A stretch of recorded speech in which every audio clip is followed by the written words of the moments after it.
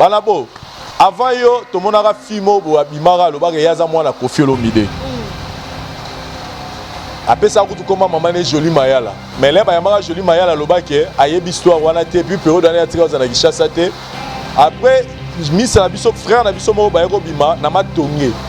Yé pas na ba ressemblance ka na Koffi, yé pas le bagage yaza moi na Koffi Olomide. Si go mikolo yo mto bingo le bagage yaza moi na Koffi Olomide. Banabo.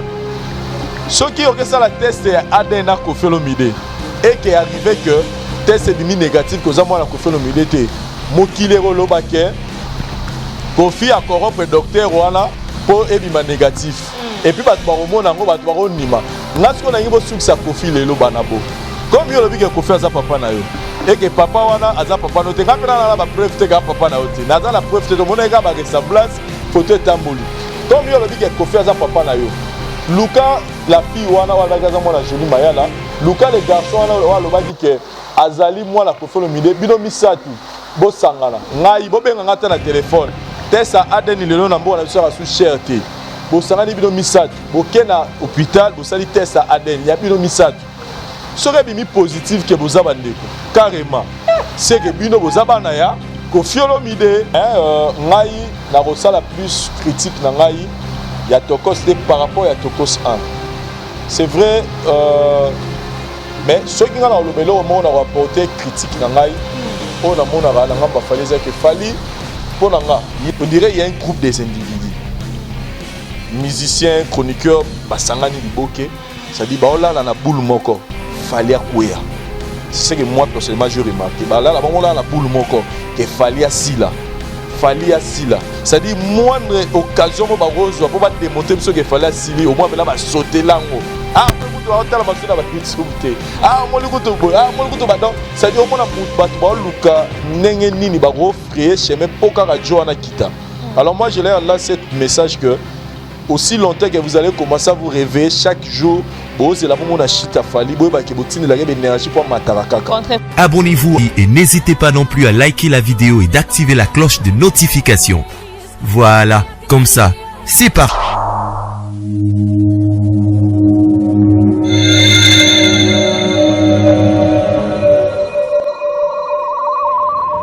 La voix du peuple, oh, la voix du peuple, oh, c'était bien, oh.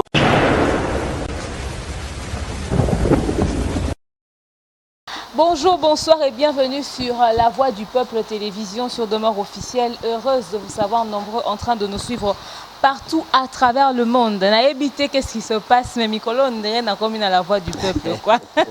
On m'a engagé, quoi. En ma qualité de congosseuse, je suis venue fouiner, faire un tour dans les Mbiteri Mombaya. N'avait pas Vincent chez lui, ça fait très longtemps, bon, mon acquis qu'il était très absent.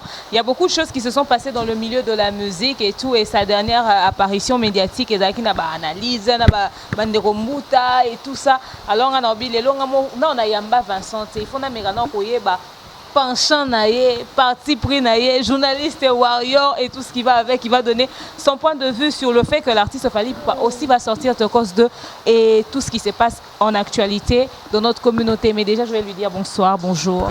Bonsoir de mère Niangi. Ça dit sur la bateau maïe le na YouTube, bateau le ba pesi valeur na YouTube, pe ba le bagano. Et il y a des intellos, il y a des bonnes choses na YouTube, vous en faites partie. Et me recevoir na plateau na yo donc ngala honoré taram tato ya mafala ya minga siko donc tu as mis Fally pour parce que ya minga donc faut la honorer quoi. On est dans poser ba question on a encore posé Fally.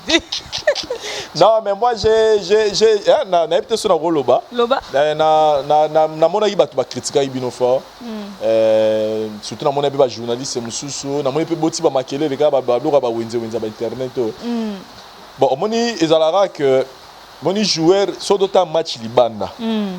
Joueur sort d'autant match libanda. N'a sur à côté na terrain à des choses différentes. Ok. Donc moi je me suis dit vous avez donné le meilleur de vous. Et puis moi d'ailleurs c'est pas pour te flatter. Bino tout va poser ma question bien mais mouton a mon avis que la question est qui to maka ces akio. Je le dis pas franchement moutonanga Mumbaya pas moutonanga et l'excellent Mumbaya. En tout cas la question est là qui n'en bien mais Moutonga la monnaie ngabi non mais tout est faut que Fally aza à l'écran trop na télévision té Alors, il a beaucoup de monde, même dans l'émission, le bagi que la question est si il n'a pas loba. Donc, c'est-à-dire que Azora Taming a lobati. Et quand il a l'occasion comme ça, des fois, il faut lui laisser. Et puis, il a un moment de babo sana. Quand ça se trouve, il y a Moutou. Il faut yo journaliste, il faut le bébé ou le gamuto yambi. Or, tu yambara batana pour bangonde baya koloba. Donc, moi, j'ai trouvé que l'émission était bien. Et puis, il y a eu un bon retour. Donc, il faut comprendre qu'il y a Maramutu. Il faut toujours côté opposé à pour côté monsieur Sueza. Donc il faut bouter à pour que Moïse. Il faut qu'il y ait des gens boyango pour boyer quand même batu banima qui ont bazar. Mais moi je vous félicite les normalement je devais être là. Donc ce go matin. Normalement. Quatrième personne au dormi tous les je devais être là parce que Fato ça même avant. Ils ont dit Fato ça avant juste après concert à Shark. Après il y a un concert mon à Brazza bon. Et concours à ces concerts, mais bien que récupérer quand même bien. En tout cas, merci beaucoup. On est fiers de voir que Bossal est l'un de vos collègues à CPN en fait. En tout cas, merci énormément Vincent. Mais sinon, tu vas bien? Tu étais tout le temps en déplacement. Comment ça se passe pour toi? En tout cas, ça va. Tout qui Liban, nga tamoli pe moi trop ba Dubaï, dans l'autre Dubaï, maman na yeba mboka ba kamituga. YouTube foot hein. YouTube foot te to comprendre gars que photo mi to milenge la rappeler after YouTube to zabanani. Okay. Donc after YouTube to zara na énergie ote. OK. To zara na ba inspiration te. À un moment donné pour mon olembi pe boy. Relève pezoya ba biso pe to ba bino bozo kota. Donc il faut to penser à after YouTube to ça ni donc to mega. Na mona Moïse Mbi asali maison moro boy, a oteka ba tapis, ba rideau ezana Willery puis monsieur ezana Zando. Donc c'est-à-dire qu'il y a part qui pasteur à comprendre qu'il faut créer cop musus after ouais ils ba tcha na photo na gaya. OK. Donc photo ba donc tant ozo sa musala il faut en idée ya quoi ya ozala na esprit entrepreneuriat. Donc na ozwa faut na créer musus pour et ba ça comme ça que toi tes até o ego remplacer. Donc boulot on a. Merci beaucoup Vincent Chiluizi. Salutations à tous ceux qui nous suivent partout à travers le monde. Mon manager, le King Aka Mobutu. Vous êtes toujours branchés sur Demeure Officielle et la voix du peuple. J'espère que vous êtes prêts. Parce que dans une minute, autour de découvrir Vincent Chiluizi Penza. Moi, ma rumeur, nous avons Vincent Chiluizi. Déjà, Vincent Chiluizi, à chaque fois que autant chroniqueur, journaliste, un penchant. Pe penchant na Congo à artiste musu te penchant fali pour pana précisera déjà o to pe simbo te sika zwami kala pete to cause de to koma wana batanga Vincent Chiluizi. C'est sur base de quoi que yo penza o lata pena de so ba moni Vincent ba moni fali? Non parce que na reconnaîtra ba réalisation na ye. Parce que nazo reconnaître oyo azo apporter de la musique à Congo.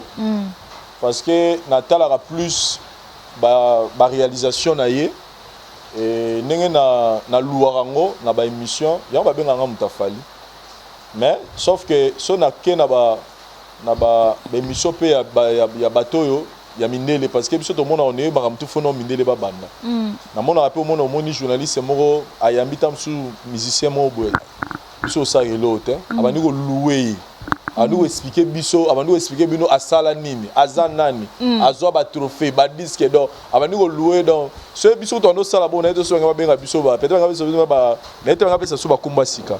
Donc moi je me dis que en fait je suis réaliste na loba toujours le romo so na côté na mutu a deux singa le wana nga no bino bozana na pencha fali na tout na ba tout question la bara est-ce que ro la sangai ro démontrer nga makambo na loba ya fali o ezaka lokuta. Donc so démontrer nga makambo ya fali na loba ezal o ya lokuta awapena lobaka na mosa ki jalelo ya fali mais ceux qui m'amna lobaka ils ara vrai c'est que naza jalelo té. Donc nous on n'est pas des fanatiques de Fali, on est des chroniqueurs et étant que chroniqueur on a dit que naza na deux parties. Dans la partie on fait ça la promotion à musicien et puis na ça la des fois ba critique banaliste tout ça là. Il m'est arrivé dans la vie à critiquer peu Fali. Il y a que ça peut banaliser mon bonnet le nom na makamona loba ya Fali et c'est pédi sangate. Et cela ne veut pas dire que le fait qu'on a le baron qu'on a ignoré, non. Bref, il faut reconnaître que le moment que la musique n'a biso lelo, l'actualité de la musique tourne autour de nous de Fali. Il faut reconnaître. Wa to robot ya ngote. Même bateau balingagete.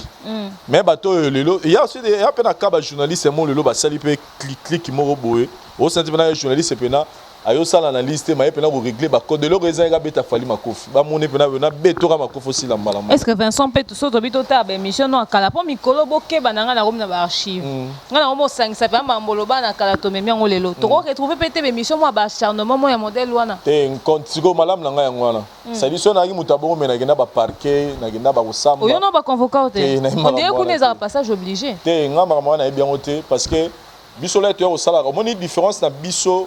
Quand je dis Bisso, je vois Franck Stemaï, je vois Thierry Mumbaya, je vois encore qui Mike Lokamba et les autres. Ceux qui, Bisso là, tout ça, analyse, tout ça, on a art. Au moins, il problème, ils sont amis, ils sont parqués, ils ont art, ils ont une vie privée à Moutou. Atteinte à la vie privée. Atteinte à la vie privée, ils ont bêta masola à Moutou. Ils ont bêta masola, moi, si naïe, ya banana, ya bablo, moi, ya bêta, mais Bisso. C'est-à-dire qu'il nous est permis, tant que chroniqueur, dans la analyse critique, il y a œuvre Moroboé, selon Nena Moneli. Mais, ce qu'on a la réalisation, au monde est tellement, au monde même na parlé. Même na parlé, moi, les premiers scores, les 8e, les 9e, les 10e, ce papa commissaire moi na trop mo boma bano ba mo nire papa linga mingo le gabiso nzoka papa linga mingo le gabiso de papa zo reconnaître gars ba performance ya moi na wana o ebino boko ya mne wana mino obino boko sala te. Donc en fait c'est ça. Donc moi je n'allais pas me retrouver na ba blog d'ailleurs c'est pas mon genre. Est-ce qu'il est possible Vincent Chiluizi d'être chroniqueur, d'être journaliste, d'être youtubeur dans notre communauté aujourd'hui, proche d'un musicien, aussi de faire une analyse objective sur un autre? Une critique objective sur un autre. Biso kutu na RDC tout ça la rangoté. Mais moi je t'informe que na ba États-Unis na ba France, yo kutoke na domaine de musique. Moi je te dirais même na domaine de politique. Na ba France ou na ba États-Unis okuta pena que journaliste journaliste pena zare. Na peut exemple Oprah. Oprah soutenant Obama na nini na campagne mais Oprah a parmi ba célèbre ba célébrité plutôt il y a presse na États-Unis. Mais Oprah abima a se cacher à soutenir Obama. Mais yo bi batu boni o ya soutenir Obama OP batala kaime ba no soutenir Obama. Est-ce que yangom te sala que ba boya yeto elongola Oprah place azalaka ikitisa place mobo. Ça c'est la mentalité de nous les Congolais. On peut avoir une penchant et puis rien ne vous empêche Oprah azalaka na pencher Obama et empêcher Atam Soussou a interviewé à tout peut-être bazarana na ngambu ya ba républicain. Non, c'est-à-dire que voilà mais biso ce avantage biso que c'est-à-dire avantage c'est que toza pena nous nenge batu ba cancela biso te. Mais moi je te dis que c'est faisable. Au exemple la PCO il y a au parce que tangana na RDC na biso banda na tchaba banda te c'est-à-dire na neto zaboye biso nyonso na ba yana biso na lelo na rotomo na musapika leki Oprah. Mais c'est permis à na pencha na yemo boyere même en France il y a des journalistes peut-être ba comme na Bossani au monde a des journalistes au mazana pencha na ye na parti moko politique et puis à Kacharango te de la même manière pe na musique ezamarambo ezalaka nango biso ka na Congo et puis marambo yo o ba lo balelo moi je me souviens que Joka Kabengelo azali parmi ba ya na biso qui ne sait pas gazangi na penché à JB Piano. Marius Murunga o azapé lelo ya na biso auto vidéo chic donc il n'a pas sous ba félicitations qui ne sait pas gagner moment dans na penché à Wiranson. Il y a homme de longola Marius Murunga grandeur na mais tu es que ba mais il rien ne l'empêcher à Yamba Kofi. Rien ne l'empêcher à Yamba JB toi Yamba Mutumo peut-être bazar relation tena Wira. Mais ça dit et le bien là est faisable mais au moins pour na biso moi je l'ai toujours dit que moi je suis chroniqueur nazana ba musicien na lingaka d'ailleurs on a la musicien nazana ba musicien d'ailleurs caméraman a filmé nga totam na na kara yebineni na na senga moni cha oyo net na repesa un exemple moko na repesa un exemple na repesa exemple moko normal na ba nzembo moko ya JB na lobara ça dit pour nga ya ba meilleure chanson JB na lela ba nzembo JB au saranati na ba nzembo na rotanga eza pena importante nazala ba nzembo par exemple ya faire rigola o pena donc so chelinga ngo donc o meminga mais cela ne veut pas dire que topé ça na ba penchant mo non moi j'aime la musique je soutiens la bonne musique mais kolobake mutafalité mais sauf que je reste dans les tribunaux dans les analyses je reste objectif. c'est-à-dire soki mukolo wana kingani muto pile baninga na loba kingani muto pile baninga nde to ndo bala lingala donc il copile donc kingani bena mukolo donc yem tazo azo gagner bango parce que le problème est que si je dois être réaliste depuis un certain temps Fally Ipupa azui azo na ba réalisation na yé et depuis un certain moment atiki bandeko na mwe karamulai parce que biso neto lobela rango mingi parce que ezozalaka ye place wana yango ba comme ça biso batuna au monité dernièrement mikolo yo ndeko na biso Inos B tanga beti featuring na Damso au moni que l'air a dépassé Fally na ba vente je pense que au moni ba analyse ndenge salami que mikolo ko to pena na vente digitale na ba téléchargement mikolo yo Inos Inde accepter ce qui mikolo na pe Inos eza et comme fait rigola accepter ce qui mikolo na comme Fally.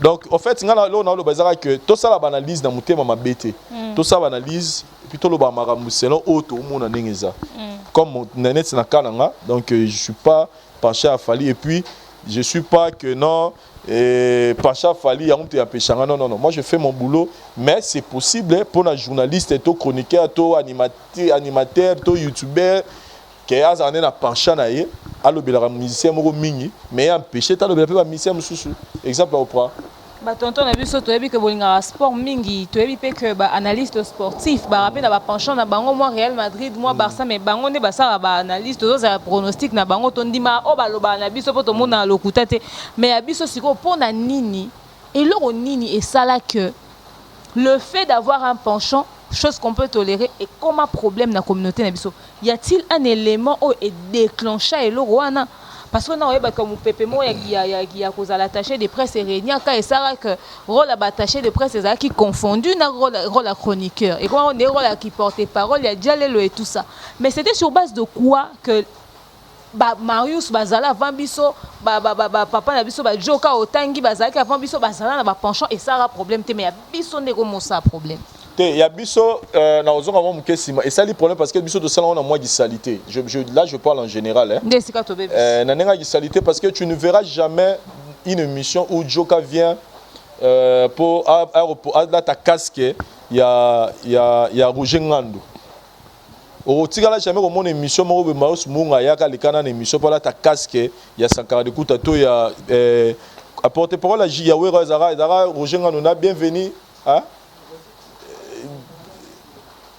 Blaise le matin nani porte-parole où il y a JB Zara Roger Ngando il y a Wera période Mozara nani a comment appelle député période Morobo à postulant député ah bon ah ça peut pas sérieux voilà tu as un costume trop beau ah bino non monter voilà c'est-à-dire que au monde n'a jamais Marius a là ta casquette wana cahier l'émission aye boyer voilà parce que bah mais biso tout le monde qui comment à un moment donné au monde a pensé que non là par exemple Vincent a salle émission Morobo par exemple et touché to le beli par exemple le leader Morobo au moins pena journaliste Moraye pena abando finganga a fini moi sinanga a fini maman nanga a fini famille nanga pour ba propos na lobby et arranger était par rapport à leader nae a kenango likolo parce que pour yena leader on peut lo ba beba lo sexanga ti lelo yango wana donc bref to dépasser gi niveau to dépasser niveau wana ya ba clash ya ba ko finga moi pena que quand oyo pena bo jeunesse ya zo finga penza et non bah la police et même tu n'as pas parqué parce qu'on nous défend les leaders comme un moment au moment ceux qui chroniqueur ou éco finga leader moko ceux qui leader on a gagné ce moment là leader chroniqueur ou on a to chroniqueur ça mose là leader on va nous finga là à celle intervention pas mais comme on va bagero koto au moment tam soso Michael Jackson a gagné ici au moment où c'est un art qu'il faut celle intervention pour pas bimisa donc comment il en fait salité comment on regarde maintenant ce comment est-ce qu'on va acte bon c'est-à-dire à l'instant où le leader peut se permettre de recevoir le téléphone na bango ko benga pour na ko sala l'intervention pendant que tu reprenais ba valeur tu reprenais éducation ba éducateur ya masse à un moment donné attends qu'on a ba clip ba danseuse ba là ta moi ma be mingi mais on a remarqué qu'on dirait depuis hein na habité so yo remarque quand on a remarqué on dirait mon pepango bani aussi là oui na remarqué pendant que mon pepango penza de tika liga moi franchement ya moi bateau quelques personnes mais au senti pe bloc en comme on est à forcer bloc on a pené do simba surtout des ba leader tout ba comprendre que bazan la bango na besoin bateau on a té pour bazalo bazalelo donc so remarqué moi pendant que musicien a remis focaliser na boulot na to so ki ba clash ça mais comme matam sou bango na bango mais tu verras pas au Azan a penché un journaliste moko boye ale kaka le baramakamna ya fingi la raye batu non on dirait maramango pena pour nga la moni diminuer. Et puis je félicite tous nos leaders à musiciens le lo ba comprendre le loko wana et que tout ce qui a place na promotion, tout ce qui a place na analyse et aux ala bien, voilà. En tout cas, surtout na analyse, mais quand regarder objectivité, c'est ce qui est important. Comprenez, j'ai reçu quand même Vincent Chiluizi, yene bena zala banda ba sasa ba senzi. Non, nous on a commencé 2012, hein, 2012-2013. En tout cas, donc bandero ba mona qui changement évolution à Vincent Chiluizi. Bon tiens on a ba commentaire, ba premier abonné à la Voix du Peuple. Vincent Chiluizi, aujourd'hui, c'est vrai que la polémique a pris sa place, mais il y a aussi l'actualité musicale qui domine.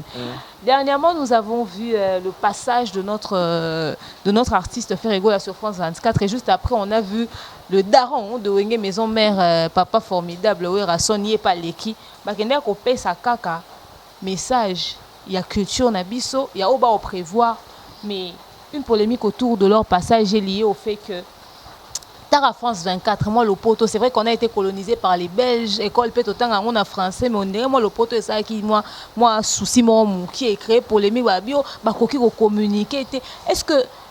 Qu'est-ce que toi t'en penses la langue? Est-ce que Bazaki a besoin forcément d'un interprète ou est-ce que artiste on a besoin mais qu'on moi centre de formation pour me améliorer pour se défendre mieux pour on dit bah lobby pena bilo faire ba que lobate on dit pena France 24 on va comprendre pena ma musoute. Bon, demain, nous allons être sincères. Moi, nous allons toujours contre, et puis nous allons contre le bateau. Jijaka maïle amutu na langue française. Ok. Au moment où on a fait wana, touwera wana, je regarde le anglais. Alors anglais. Si vous avez une chaîne, amo lukaba moya français. En tout cas, ben pas normal. Parce que moi, je vis des interviews à par exemple, Jean-Claude Van Damme, star mo na bossani. Jean-Claude Van Damme do otanga pena ye wana penza, ye ne pena za pena luka pena ba mo pena na français. Donc au senti que mutu a la posa luba mais a ko s'exprimer té. Mais wana mona congolais vena Jean-Claude Van Damme star amné na moko ya mondo jo a tourner ba filmer, ta na pota na français wana bon mona normal. Mais quand c'est le tour de notre frère Weranson to Ferrego là, ça fait tout un problème. Maman, tous à la claire, to marché ba monter langue ezala ngolo ba prenara. OK. Langue ba ezala ba prenara yango. Et puis langue ezali et d'Arabie sera juste pour se communiquer. Moi je pense que il faut comme appelle na kitio mo pour encourager Rabatou. Et au moins ils ont pris cette courage là le canal télévision o ba yebi yangwana. Pour na ngapé na ebité pas msusu ba comprendre mais ngai tant na tala na comprendre que we ranso na ngalo ba boye.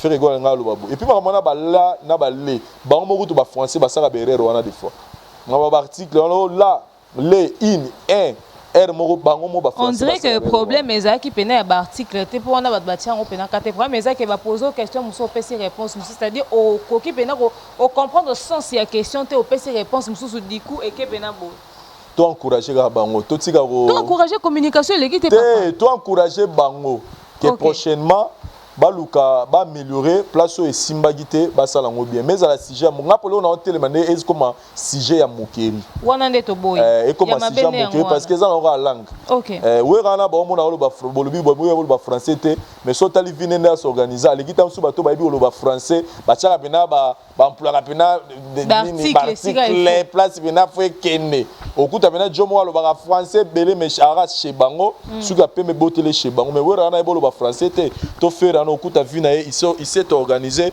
que le lopé bana to ba famille au monde que baza bien donc tout ça réduire via batuna langue mais au moins na ngambu ya bango to encourager bango quand baza na posa ya communiquer na munoko ya bango te na munoko ya français dès dans lobby langue ba prenarango na limite que we en son to ferré to jibé to fali to musicien nini à cause d'un bon en foot à professeur moro ya ouais ibi pena français ngo ya pour à communiquer bien maramazan ngo besoin ba rosa ba moyen en tout cas ba to aussi ba ça fort pour que ba maîtriser pena ngo papa wemba on m'a appris que et pas écolara français akenda ba classe té soki ndenge nini héritier watanabe na mona raye c'est de bruit bien et Fabregas que tu es on ira le basu lingala te ya ko matobe na chomo le bara français j'ai compris que il a un objectif pour ça maîtriser langue wana ngazo le bango mingi ça aussi c'est un élément pour langue pour bango pe bien il faut le bango mingi très souvent na hôtel Lubumbashi na hôtel ba Esta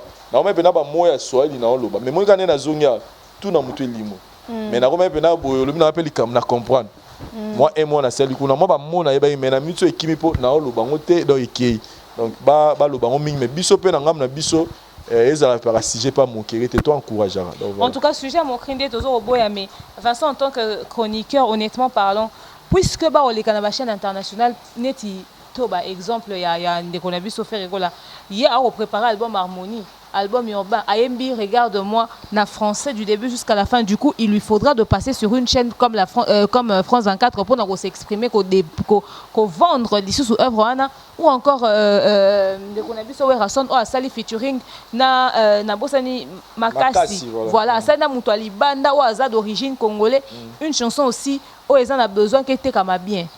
Si et seulement si la langue est encore un problème, au lieu de passer et être hésitant, au pire des cas même qu'on a sa message, il faut payer sa population, la communauté, ou est-ce qu'on va comprendre l'autre, ça va passage, moi, les cas, au lobby, va comprendre tout bimi.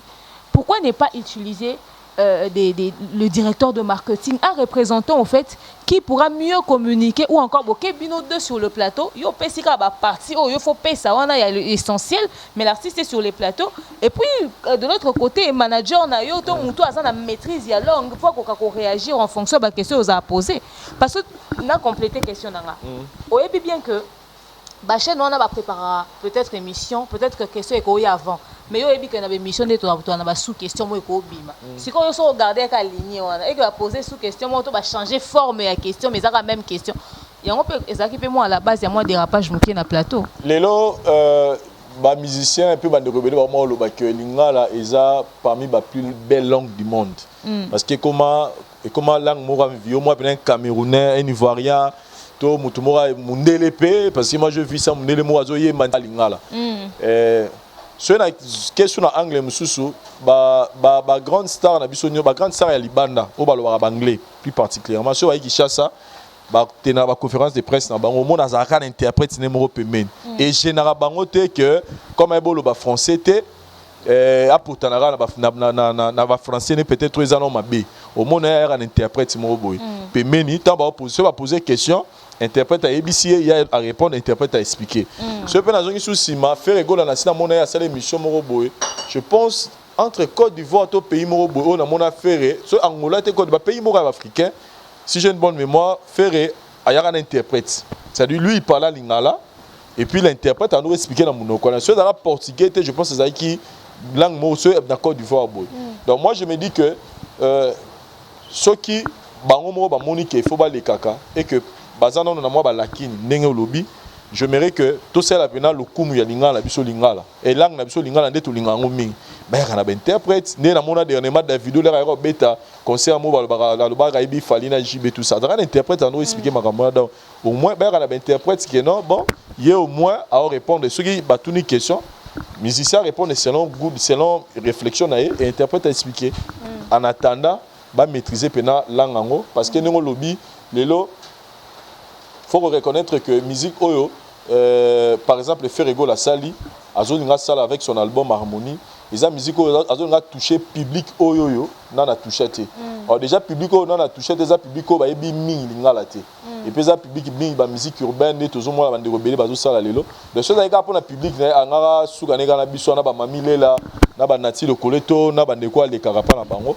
alors mais soki alinga sala azo sala album mana c'est azo viser public ya sika donc public azo viser il faut pas luka azala maîtrise d'abord ya nengeni na se communiquer na bango parce que yé mutaro ba convaincre mutaro ba pena ko teka produit na album na Harmonie et puis mission so yebi que album na Harmonie a ça la plus promotion na Kinshasa té il faut voilà. Plus ba chaîne wana faut ba aller na ba radio na bango parce que musique ya do faire do ça les musique ya ba YouTube té to suka na ba vite il faut que nango ba to ba somba et batouana public on a fois découvrir baza ya libanda donc il faut à luka assez armé na blog tout et osengake à se communiquer bien na batouana y compris la langue voilà. Parce qu'à roye mané la lingala maintenant on se communiquer na batouana faut se communiquer na ni donc sera moni que ceux qui pour l'instant et même na Werason soki ke langue ezosa bango moi genre oyo nga personnellement namona na ngango mpenza grave te eza langue ezaka lokwa toloba lingala mpo mona lobi liloko mo mpe bien te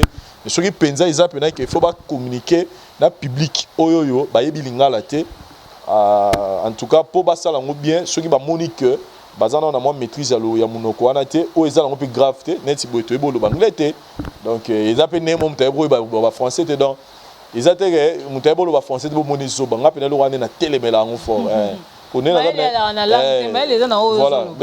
nayebi oloba anglais te oyebisanga te ke nazoba non donc to arrêter wana mais encourageons nos artistes c'est aussi important ya maîtriser ba différentes langues pour communiquer bien na public pour robeta pe concert moko na public mo ba biga français fois après na facilité à se communiquer na bango donc voilà un peu. En tout cas, merci beaucoup Vincent Chiluzi. À tous nos artistes, il est important d'apprendre les langues, différentes langues, et c'est important. Pour nos pays, aux interprètes, moi, vous ne pas louper, moi, détails, moi, à communiquer, on a communiquer, on a négocier, on a alors, ceux qui maîtrisent la langue, ils ont appris bien. Donc, en rajoutant en connaissance, on n'arrête pas d'apprendre. Aussi longtemps que tu as envie, on n'arrête pas d'apprendre. Vincent Chiluzi, puisque nous sommes en train de parler de nos artistes, l'album est obimaka mingi peut-être okoma wana mi ba nomination ezaki somo ba artiste nominé neti tour opena afrima tozaki na Inosbi na biso tozaki na Gesma Wete na biso tozaki na Fally Ipupa na biso et finalement Fally Ipupa a été nominé meilleur artiste de l'Afrique centrale, meilleur artiste de l'Afrique francophone na hôtel et mawana parce que ba Aya Nakamura bazaki wana ba Dadju bazaki wana ba artiste alolengo et Inosbi pe bizarrement azaki na kati c'est-à-dire que yo pe pene spécial makamundango et résultat bimie pe sur epesi. Qu'est-ce que tu en penses? Non, moi je félicite, c'est le Congo qui gagne. Atezaki Inosbi mta gagné qui ngezara Congo. Donc comme Fally mta un trophée wana et ça lui bien et déjà l'actif n'a pas commis 20 10 déjà dans 10 trophées déjà depuis 2014 déjà na biki bande na biso ba musicien mususu ba to ebiki bablo romo pa bongo salama na mona bande romo ba musicien j'étais son nom pour la propre sécurité nanga asala pene mission pour démontrer biso que les ba trophée lokuta tout mais na moni que depuis yepé vraiment somo ba trophée na mona ki abeta suma solo wala te à 2 ans donc trophée ça mérite par rapport à la réalisation de Moutasali. Moi je suis très content parce que dans le cas que ce que j'ai remarqué et c'est un conseil que je donne aussi à nos artistes musiciens puis à nos confrères journalistes, chroniqueurs ou animateurs, c'est que baluka chita mutute na vie kola la tozo la mkodo lukaka o mona mutumo ba kuya. Au contraire, on les a ba principe ya vie. Nengo la la muka rozela mutu ana kuya, yeba kotine la ke énergie pour mata.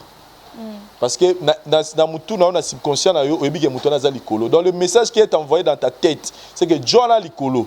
Le message fort est à l'icolo. C'est-à-dire que Batutu Oyoyo, parce que c'est ce que moi personnellement j'ai remarqué, on dirait Batutu, bon, quand je dis Batutu, n'a généralisé, mais on dirait qu'il y a un groupe des individus. Musiciens, chroniqueurs, Basangani Liboke, ça dit, bah là, la boule moko, fallait courir. C'est ce que moi personnellement j'ai remarqué. Bah là, la boule mon corps, qu'il fallait assis là. C'est-à-dire, moindre occasion, je vais pas démontrer qu'il fallait assis au moins, là, sauter là. Ah, moi, je vais la machine à YouTube. Ah, moi, je vais c'est-à-dire, on a Luka, Nengeni, Frère, chemin, Poka Radio, Anakita. Alors, moi, je leur là ce message que, aussi longtemps que vous allez commencer à vous réveiller chaque jour, c'est là où on a chita Fally, énergie pour mataraka. Contre-promotion peut exister. Contre-promotion, ils ont ramakasi na marambo, ils ont fort. Au moins déjà, Babylone batubaya mina, ba arme mi batubaya nangona surtout pour na Fally, ils ont ba arme mo pena pour na mo arme mo léger. C'est-à-dire wa mutumo boye avimba bo bambe, o bambe banguba. O zabela nguba o bambe pour akwe pour aller là donc ils ont arme mo peut-être ils sont faibles. Par contre promotion et dans ma casse ils peut-être mon si dans le solo il y a Chris Joe basala remix na Fally il y a droit chemin. Basala pe sexy dance na Fally. Ora su Joe là assis là oui boni parce que ça taka na ba PD. Asara ni mission mo bo ouais asataka na ba PD. Ça va terminer là-bas. On a vu que on est comment là, ça dit pena ye pena ba kalikila ye. Ali moi. so oyokaka limwa pena alaka su te po asataka na bajo wana c'est-à-dire asataka na camp ya bato wana ya communauté wana sikoyo ne babiloko epezaka yango wana mais eza te kolala olamuki o mikolo okuta otalama te okuti mikolo okutu te c'est-à-dire mikolo aza eloko te okuta akokana ne mona biso c'est-à-dire ntango nyonso oloba bongo sikoyo bato batala baréalisation ya mutu wana omonake yo sikoyo oyokita kaka donc moi je me dis que lelo pourquoi nalobi eloko wana parce que so otali mikolo bacampagne to esalama ye na baréseaux sociaux na baémission na banini on nous présentait fali moko asili efali moko akoka su te mais otala sikoyo na ngambo botala bejongo baolo basili akoka su te atobeta eloko ni merci accord arena aye koto oyo pendant que toana moment ba confinement bandule betama su te ba concert ekoma kaka mingi chetemba ekoma lokola Olympia na biso ya Congo mais ke konye place moko ya Gaillard oyo ba pekisa mutu take no beta et puis umélité boye pas kuna ba belele na frime ba pese ba trophée ba meilleur artiste africain et francophone et puis meilleur artiste d'Afrique centrale après confinement fallait ba featuring ozomona koto siko on s'est dit pourquoi se donner toute cette peine? Moi, je le dis, il fallait avoir la route à succès, na apogée na. Donc, et là, mon papa Mbaloba, botika, ceux qui montent aux aropela, botika ni amwe pela, qui ne que kufa. Donc, il va pas régner à jamais. Azana tanaye, biso, moi je dis que eza biso ba chroniqueur, eza ba collègue musicien na yé, qu'on reconnaître car que non, on a mis yo. Eza ba reconnaître, mingi ba ça la reconnaissance derrière la caméra. Tout le monde a rappelé toujours à ébélé. Johanna Mikolo, mais la télévision c'est autre discours. Toba Azel Loroté. Moi je pense qu'en ce moment, Mouta ça coupe naïe, mais na Maramutu, au monde a mort, ça n'a pas d'avance par rapport à Baninga. Batika l'autre Johanna Bongo, que non, assis la té, Botika aussi l'année dans ma casse. Ce qui est on a aussi la seule Roya et Rosalanango parce qu'il ne va pas régner à jamais. Les gens, Missem Soupé de l'eau, on sent qu'il va se promettre. Donc, par exemple, il n'y a pas Zoui, featuring n'a fallu voilà, parce que pour Nangaï, Banzembo, année au Banzembo, c'est un succès belé. Parce que Bato Belé, Baloba pour Yopé, que non, Yopé, Betty Fort, Yopé, non, Yopé et Betty Makas. Yopé a Inosbi et Betty, ce qui le lot, et continue l'histoire. Le lot, c'est de Beta, Masola Banzembo, et Beta, n'est-ce pas, au Pakanda Star. To beta pe banzembo e inosi biana yope e binisa race nyonso ya monde mais ezala na ba level et na ba level pe ezala l'homme so mona betier après un moment et comme place mo boye et tika le roi moi mythe mo de tika le nzembo mo boye to bike e beta fort mais za banzembo so ezala mona et net au pakanda ça ils ont rappelé tamulai ça dit net ngapo na nga na ne o na Afrique nzembo e beti makasi o ezuita mulai o tilelo e betara makasi eza nzembo ya Jérusalem wana bijo na félicité yembi o bato ba oyema miko ça dit so tuninga sur quelle base non mais mon YouTube il a tourné plus de 500 000 ou 500 000 views 500 millions ouais sur la même on a ba vente digitale na relation niveau nzembo wana eteka mesure ba disque ceux qui nini ya bamboka na bango kuna na remémore n'engeni naza sollicité dans le monde au monde appelé que non nzembo wana sali succès mais nous encourageons Inosbi pour nanga je l'ai toujours dit que Inosbi fait partie des gens oyo bako marquer bazo marquer puis bako marquer musique ya Congo to betara histoire ya Inosbi nde to betara ya Fali nde to betara ba Wera nde to betara ba papa ba Tabulé Inosbi to beta pe masolone a donc mais courage naie. Déjà, le fait qu'il va reconnaître na liste ya ba nominé, ils a déjà force naï. Azwa zwati. Le fait déjà qu'il va reconnaître yepé falazala, yepa zala wana c'est que en tout cas, c'est bon. Voilà, donc et puis félicitations à Gaz Mawete, collaboration na Fali et puis si makambo nango et puis clip wana na robot yango penza. Franchement. Alors toujours dans les nominations, je me rappelle que Inosbi avait fait une vidéo et rattrapa qui est tango. Alors les Ganabi, tia lobaki, yepena babilo wana ba trophée, babilo wana Mika calcula vraiment penzate parce que il pensait que c'était pas des choses vraies. Mais tant ba nominé na bi ti to mona qui a changé qui langage et puis depuis que ba komi pe nominé à l'équipe sous na Afrique mana mona qui sous la nomination musu son épée langage échangé moi muké. Mais quand on était notre surprise comment on a comme pas cannabis sauf faire ego la yum ta sali ba moula na kata milieu à musique. Comment est-ce qu'on se permettre il y a sous-estimer ba trophée misusu oh ils ont reconnu mondialement ils a ba trophée moro officiel koloba que wana on reconnaître en côté on reconnaître ka Grammy ali ka Grammy Award est-ce que ça parce que ba mususu ba ne ba ozato yepena Inosbi on ne ba zuka moi réflexion mon ka on minimise aussi longtemps qu'on n'est pas encore nominé là-bas. Bon, en tout cas pourtant pour na si sa question na tina suka asoka moi trophée mo de ko na biso faire egola mais kenda na ngona ngoluka ministre culture tout ça neni ba o ba soa ozaya mo nyango zelo hotel ka Grammy. Ya dans le tout à l'heure là pour ne pas kokota na ye ton Inosbi ton abane dans le bagarre en général c'est que faut bango na bango ba misé ba s'encourager na ba. Ba dans un esprit à faire play ba joueur ba la ranango na ba terrain.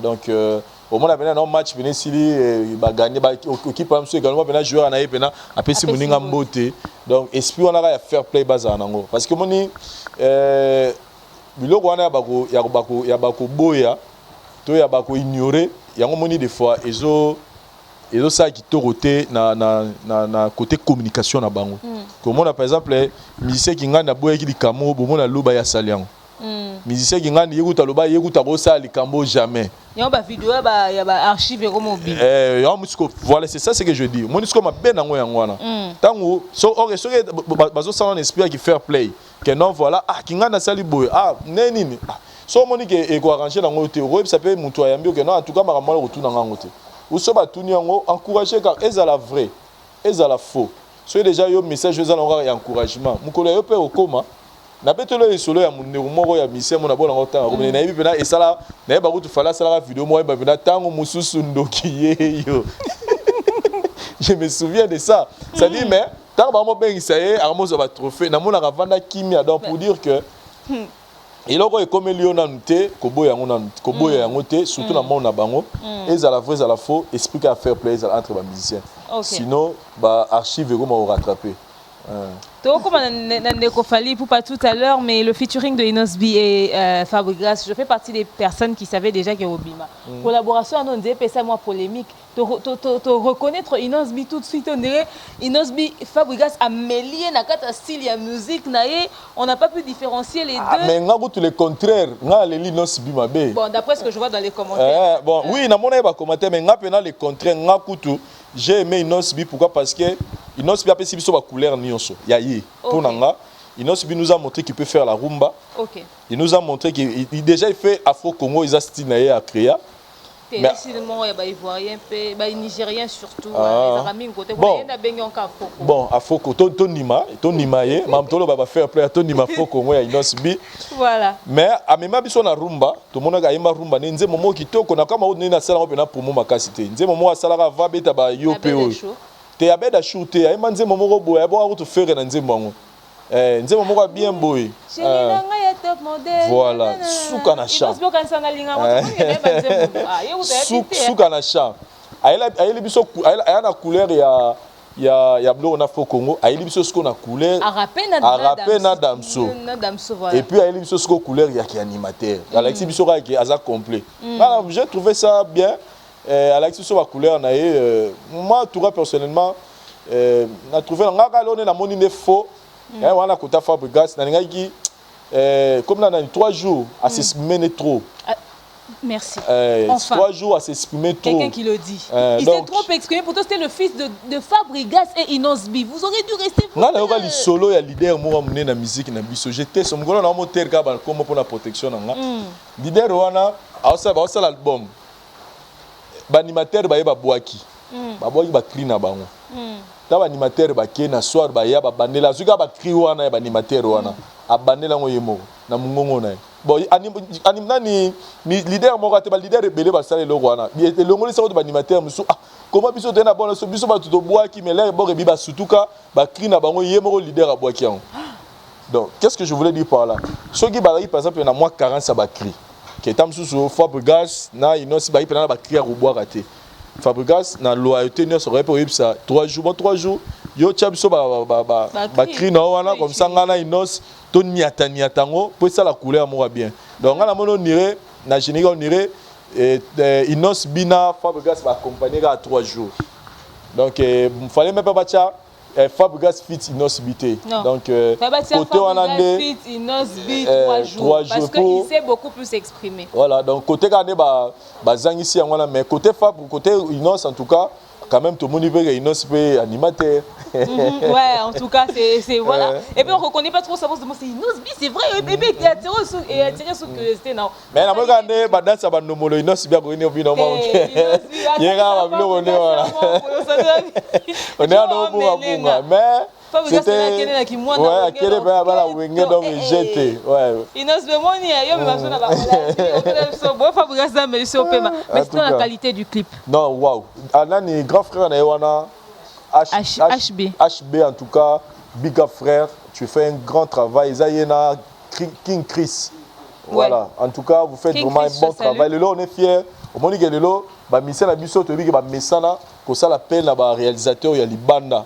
Comment on a bien mozonga na mboka c'est que bande na biso en tout cas ils font du bon boulot en tout cas félicitations à yé tika nzambe a pesa sous inspiration pour et que ne soit en tout cas clip rien à dire Mikolo en tout cas ba clip ba na biso ça va en tout cas ba réalisateur beau travailler makasi pour que to comme appelons ça nion se pas na biso surtout na bato ba studio comme il mastering to ke libanda ba ça libanda surtout comme ça peut consommer congolais aux ala bien c'est important mais ça va bande bazo évoluer. En tout cas, ça se passe très bien. Sinon, félicitations à Inos B et Fabregas, mais les lobes ont reproché Inos B, Fabregas, Google Ads. Papa Nangai. Tu y es bien que ça façon ça promotion. Marie Inos a bien ça makelele, na tout moula ta moi mouki. Et ça une façon ça la promotion, c'est vrai. Ils ont payé sa visibilité, ma casse, c'est vrai.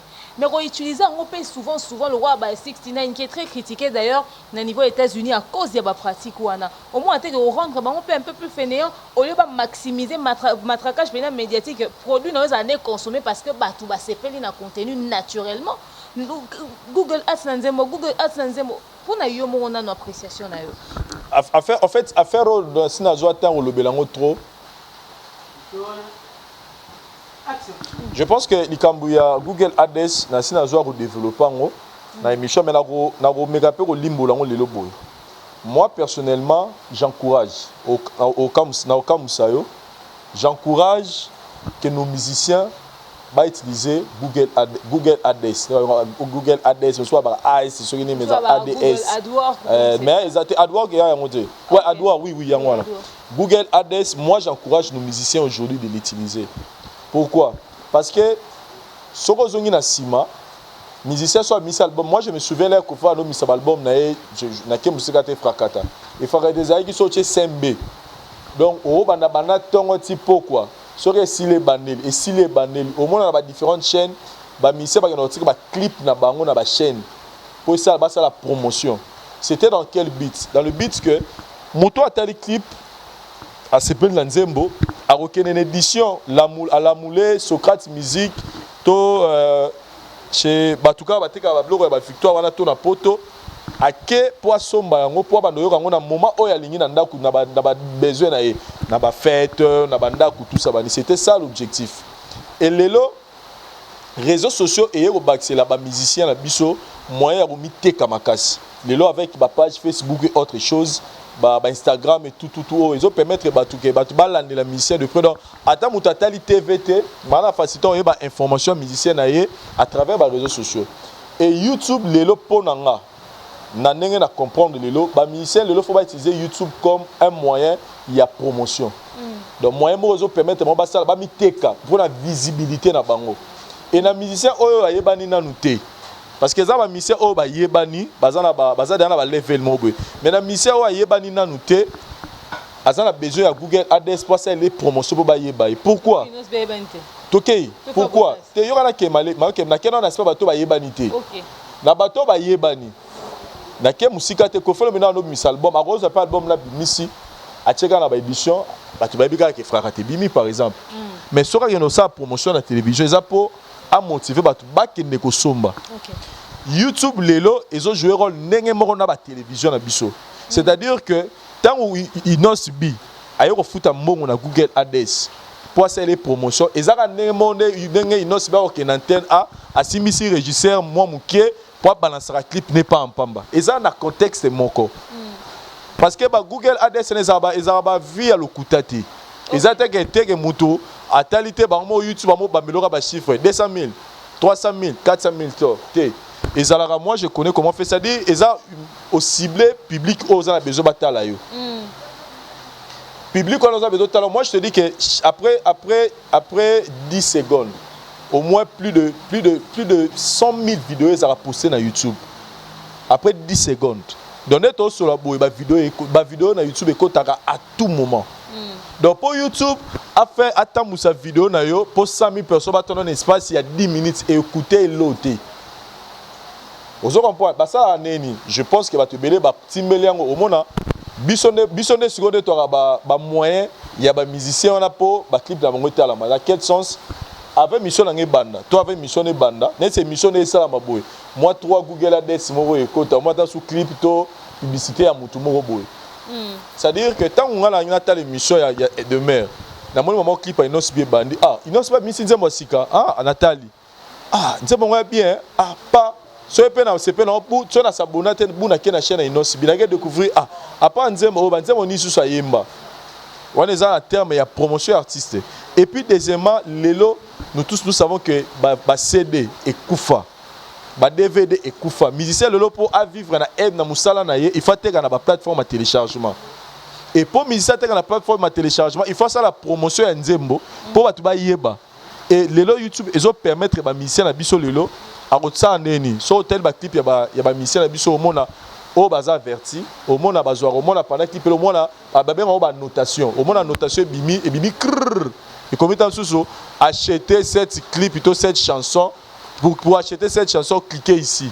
Si vous cliquez, au monde a pour et mieux dans la plateforme. Il y a bateau bazali bana mboka basela ba carte, a ozora ba beti compte na bu ba carte $1 à récupérer Nzembo. Donc pour monter comme on a niveau au teka bongo il faut les cas bongo. Donc mais cela ne veut pas dire que pour ba somba belé, il faut tala na YouTube belé. Cela ne veut pas mais ça parmi ba moyens où ils ont permettre musicien peut ateka belé. Donc pour ngai ceux qui ministère c'est quoi le problème revient où? Le problème revient à moto à la télévision, à s'enorgueillir dans le nombre de vies à salir sur YouTube. C'est là où le problème maintenant est quoi? Que moi tout le monde a sali 20 millions et un artiste à danger dans ça YouTube dans ça 20 millions de vues, autant clip dans la télé, on a 200 millions de vues. Là ce que le problème est là. Est-ce que Lelo, moi je me dis que musicien Lelo, musicien Robert sur tout le nombre de vues sur YouTube parce que on ne sait plus différencier wapi ezali batunde ba ekotala wapi ezali Google Ads mtaki ko sala promotion c'est-à-dire à suivre clip na yo a pandi yango na ba vidéo ya batu mususu po batu na batala potaka au fond ceux qui Google Ads ko s'afficher na ba vidéo. Oui, quand c'est tant s'afficher on a pas Google Ads ça comptera vie après 3 secondes. Oui. Donc ça dit sera et s'afficher d'ailleurs tout le monde a pas boya mais ba so abi tu peux ignorer cette annonce après autant de secondes. C'est-à-dire que pour na ba on ba wana de yo faut zela. Mususu vous batia la possibilité donc il faut zela mwesi là. On comprend. Donc ça dit ne ba biso za do yo otali wana ku ne pas na côté 1. Donc si on doit aller côté 2, c'est comme ça donc en fait eza ba otala bango mais bazo utiliser ba canal moko boy pour batala bon mais il y a bongo mo beta to les ate pour utiliser ba vidéo ya ba pour batala yo. Ya on a lo ba lelo musicien pour beta tolo lelo fa beta tolo na ba plateforme ya téléchargement na ba vente. Mais on dirait ba fan on peut bazaka na polémique il y a 1 million de vues na YouTube. Quand est-ce que ba fan ba oza conscience et consommer ba artiste légalement na ba plateforme? Voilà ce que za musala ya ba bango mo ba musicien na ba bureau na bango. Ba ba sko nini ba ko motiver parce que c'est déjà 1 million de personnes ba voya hôtel na YouTube, musu ba voya na curiosité, musu ba voya pour fanatique na yo, musu ba voya pour chola, musu ba voya pour finga. Mais au moins moi tranche na ba fanatique so ba ko kende kuna ko somba au moins na gezala. Et là bien, c'est la yama mtolo ba yango et la personne qui a compris les jeux c'est Fali. Tant le amarambo o ba fanatique parce que kende le na ba plateforme on a les qui vont plus que Fali. Na ba album na kalete kama. Na ba album na kala na ba o les kati le te kamaka. Power Kosa les cas, c'est ça hein? Oui. Les ont classés hein? Si les lots sont classés. Les lots sont tangi ba hits. Il y a surtout vite ko taka les lots neto vandia. To ko tana hits ya Juno kuta fali azan kati. Pourquoi? Parce qu'il a compris les jeux. Il y a on sait à peine ba musicien mususu. To koya robeta tolo na YouTube et comme une distraction. Pourquoi? Parce qu'on sait plus différencier les vrais et les faux. Kende ça la promotion na YouTube quand même no like ça biso ne ba vente pour kuna na téléchargement en tout cas Haïti na constater pour ça que c'est ça perte Spotify à cause c'était pour ça à cause hier tu ça peut faire personne ya marambo na tout moni wana donc kuna ndeza kuna mo ba booster ça en tout cas kuna nde yo teka donc lelo si on veut comparer la puissance d'un artiste musicien en termes et en vente il y a ne ba consommer toke na ba plateforme wana mais non à YouTube. Donc voilà, pour Kuna, tu as où est les faux ou les vrais, mais nous encourageons nos musiciens de le faire pour la promotion, parce que c'est une de moyens de voilà. En tout cas, merci, le message est passé. Si vous aimeriez que nous puissions faire beaucoup d'émissions sur vos produits, album de nous obima, tout ça, beaucoup d'émissions pour nous matraquer, pour maximiser, pour que la communauté n'a Moussa, tout ça, il y aura bénévolat, et toi, ONGT. Toi, initiative plus T. Toi, initiative plus T. Vous contactez, puis tu as cherté. Tu as communiquer. Parce que vous avez quelque chose. Je ne dis ça, je ne dis rien. Je dis ça, je ne dis rien. Voilà, nous sommes ouverts à tous, hein, malgré les penchants que vous nous donnez. Donc voilà, ça c'était vite fait comme ça. Vincent Chiluizi, toujours artiste, on a vu son attend qui Fabregas tout à l'heure. Mais tout le monde a vu un filet, on reconnaîtra toujours grand naïe, on sera toujours humble. D'ailleurs, c'est l'image que nous avons de but d'un filet. Bon, on est pensé à bima attitude de mon père, respect na papa, na respect à votre sommet. Tout le monde on dirait nous au bima que il y a ça moi en froideur, moi na Fabregas et puis Fabregas c'est aux gens qui a hypocrite, dire moi hypocrisie au mouton ça va hypocrite na YouTube. Qu'est-ce qui s'est passé? La raison c'est qu'on va faire absolument hypocrite. YouTube, pardon. Non, moi j'ai pas vraiment beaucoup de commentaires à faire sur ces sujets. Fabregas hypocrite. Bon, na Fabregas par moment, je sais pas lui juger. Moi je le prends comme un être humain qui a des défauts et des qualités. Mais on s'adresse plus à Binafilé que j'apprécie, qu'on a aussi de très bonnes relations. Binafilé, moi je lui dirais que pour la Binafilé, il fallait qu'on ait studio, azala déterminé pour que la biso nzembo et ça la succès ma case. Lelo pour fali poupa ou aza grand na musique na biso atanga kombo na ye. Et c'est un kaka à côté studio ayemba danger à ça la clip propre à ça la boulot correct pour fali tant enseigne mission na bino atanga. Donc qu'est-ce que je veux dire par là, c'est qu'il n'a pas besoin de tout ça. Il n'a pas besoin de tout ça. Oh yé et ça plus important, ça reprendre respect oyo abanda déjà depuis to yebi kalana Fabregas. Ba cuisine interne wana pona nga ya na importante. Soka monique ako ko traiter sur la Fabregas, moi j'aimerais que ça m'a froid. Et ça maintenant dans les calmes, c'est-à-dire et tchaba tout makele l'été. Parce que moi je comprends aujourd'hui que la musique aujourd'hui n'a plus besoin de polémique, musique à Congo. Et ça sur la polémique parce que dans les autant il y a un musicien mort oh ça musique à polémique à danger à décrocher ba contrat à décrocher ba trophée à take à danger dans la plateforme internet. Na habité so autant il y a open na polémique né. Mais quand on entend le musicien mort oh azara makasi na polémique mais pas ça ta 100 000 vues na clip na les araboy. 100 000 vues à solo et pour y aller au booster il y a qui na kokela DST. C'est-à-dire quoi? Qu'est-ce que je veux dire par là donc pour ngai Binafilé ana chemin moko ya kitoko donc alingate abanozo ba bloko yeko bano bebisele banzela parce que moni munoko yo et na munoko ba ko linga yo ba ko yina yo donc moi je pense que position a mis pesa déjà na carrière na ye a continuer ngo Fabregas ça la hypocrite atike na quoi na ye parce que o azalelo Fabregas pas contribuer à quelque chose. Fabregas au hasard lelo, il est Binafilé pas contribué à quelque chose. Il a fait beaucoup dans la carrière à Fabregas. Fabregas passe là beaucoup dans la carrière naïe. Donc moi je pense que musique on a soit musique on a toi qui n'a besoin de période ba oui rana ba JB. Voilà nepe na cop on est bando sim. Na cop on a et simba t'es désolé héritier watana be ça succès. À ça polémique na nan. Na mututé. Libanga ya Bercy mwana et Betty et Beta qui a ça polémique na nan. Na mututé. Donc tango inos bia bimisaka yo pe ba pesa yo tanga bimisaka ngo asaka polémique na mututé dans mon ponanga en tout cas une Binafilé a Zunzela ma besoki aligné mukile comprendre que yena Fabregas ba na guerre d'esprit voilà. Merci beaucoup Vincent Chiluizi. Pendant qu'il va souffler 2 secondes, je m'en vais saluer tous ceux qui nous suivent partout à travers le monde. Myriam Ouetema, Mimi, Vanessa Herouig, je te salue papa. Edo Mopata, c'est bon retour papa. Salutations à toi. Kelly Charousson, le président des Warriors, je te dédicace parce que tout à l'heure, Torbet Alisolo a fallu Poupa. N'est-ce pas? Salutations à Fiston Coloqué Elzap, monsieur l'honorable, Maître Manix, B52, Balondo, Bosé Belé, Yves Jolie, Maman, Nicolas Naukara, Manon Loubaki, Babeur c'est l'autre. Bawario, vous êtes des sous-bawario, Babatavitou, Babi Bali, Manon Loubaki à l'écran émission, on peut avoir un chiffre. Salutations, papa, il dit, Badiata. Bah chiffre d'album Tokos. On a disque d'or. Et tout ça. Ah bon. On est vraiment bien dans souka na ba chiffre. On dirait que ça joue. On dirait que ça joue hein. Ah. Oh, c'est que fona la nélan très bien. Ça dit volume misara na devonné ba dans ça dit bon on a journaliste zanga maîtrise. On est pas. C'est la formation code. Il fallait pas la loba. Fallait pas la loba. Je te salue. Je vous salue tous en tout cas. Nabao na tangité Patine Saraza. Nabao na tangité en tout cas. Je vous salue tous. On vous aime beaucoup. Il y a la polémique. Il y a YouTube, n'est-ce pas? Balingaro Takine Bino. Kelly Charleston. Il y a eu un mois à la motte belé. En tout cas. Puisque Tozo Betel soit fallu pour pas. Dernièrement, les musiciens ont été lâchés. Au Monaco certainement.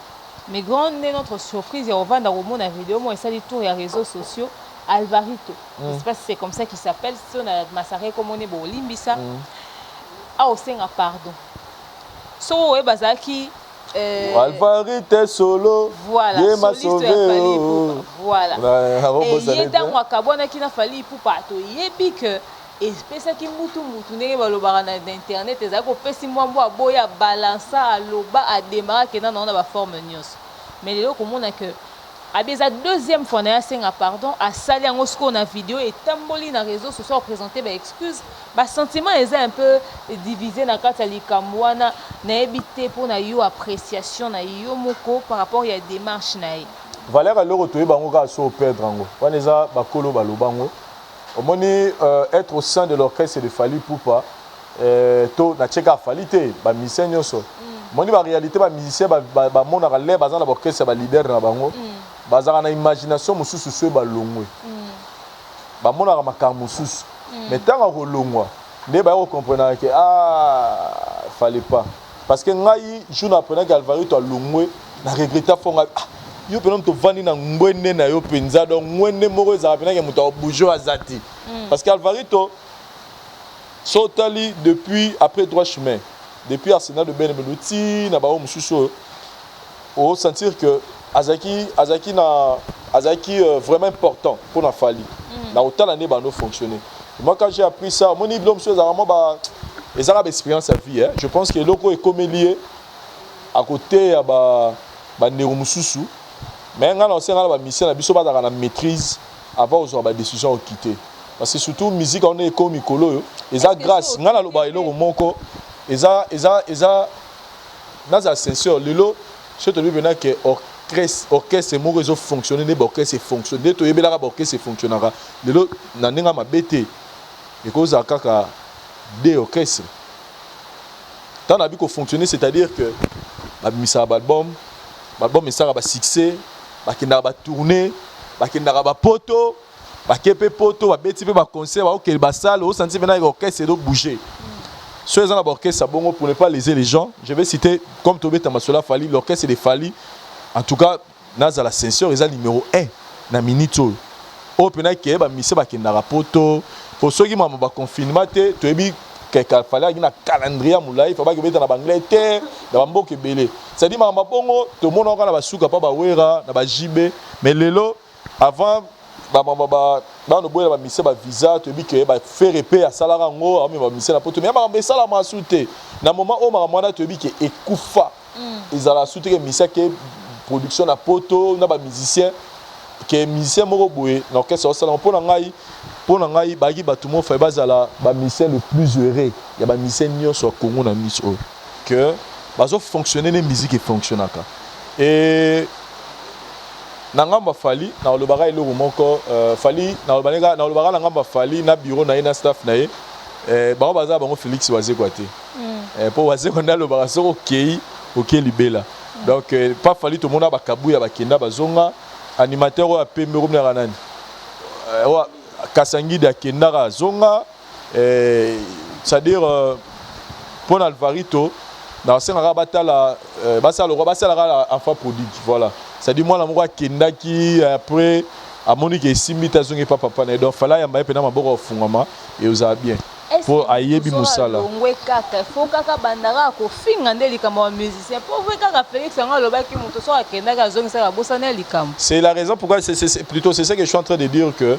les lobes là musu na musique na c'est importante et l'expérience est quoi enseigner mingi ke ba conseil.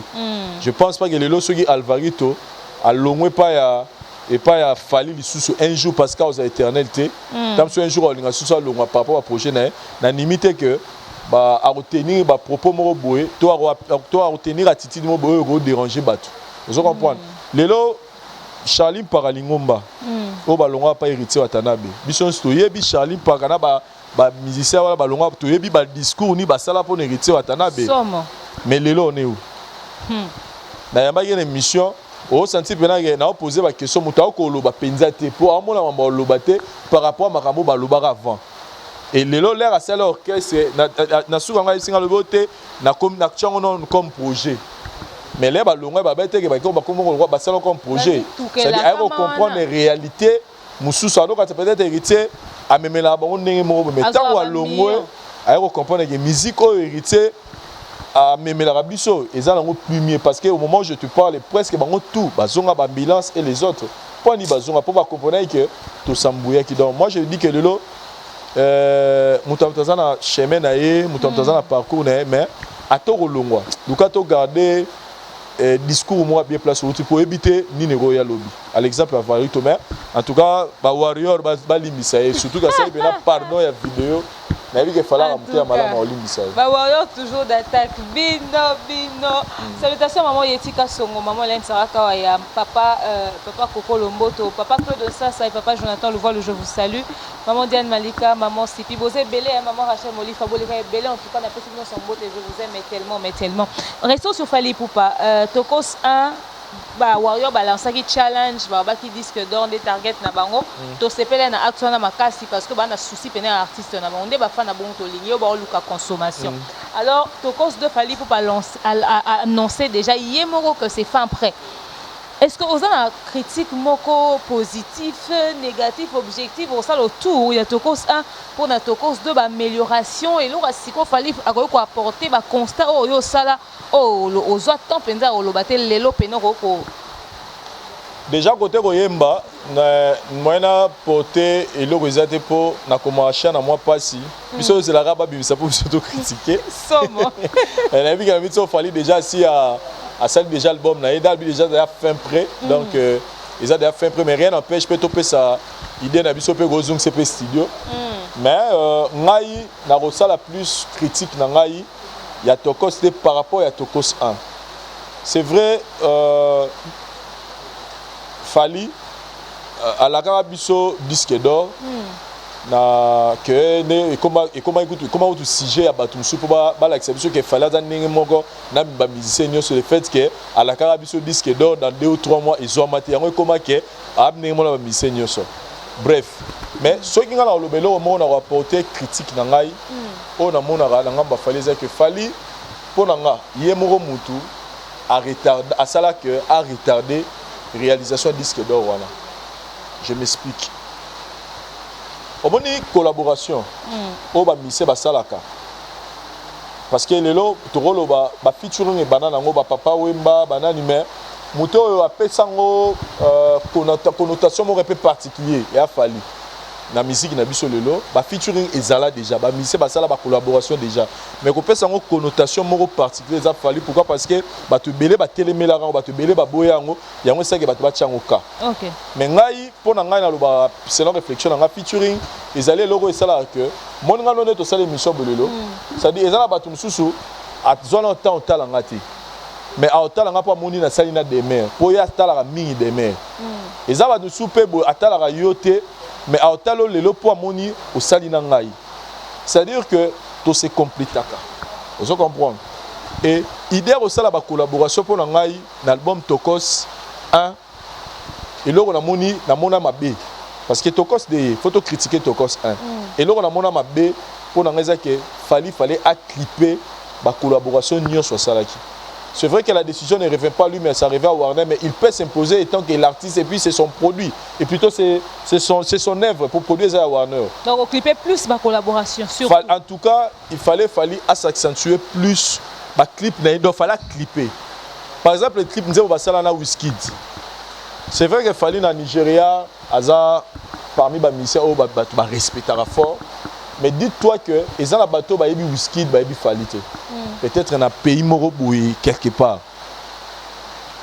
Parce que les gens bateau mususu pour moniga fallait sali collaboration avec musiciens mo baza ba warrior. Na pesa ça warrior mususu pour moniga fallait sali collaboration avec musiciens moroboué. Ake abanu ko luka comme musicien na YouTube. Comme le cas pour Chanel, fio ba yemina où est le mariage, ba warrior et belé ba découvrir à travers. Dans le vérité net tinga Chanel wana. Na yebi pour sali collaboration na Fali. Na yebi été. Voilà. Si vous imaginez maintenant bateau pe musu ba yebi Fali te, ba nga ba découvrir Fali à partir ya qui par exemple ba ça na Wizkid, qui ba ça par exemple na ba clip ni ba nze musu nani ya moi sur nani. Shai je pense.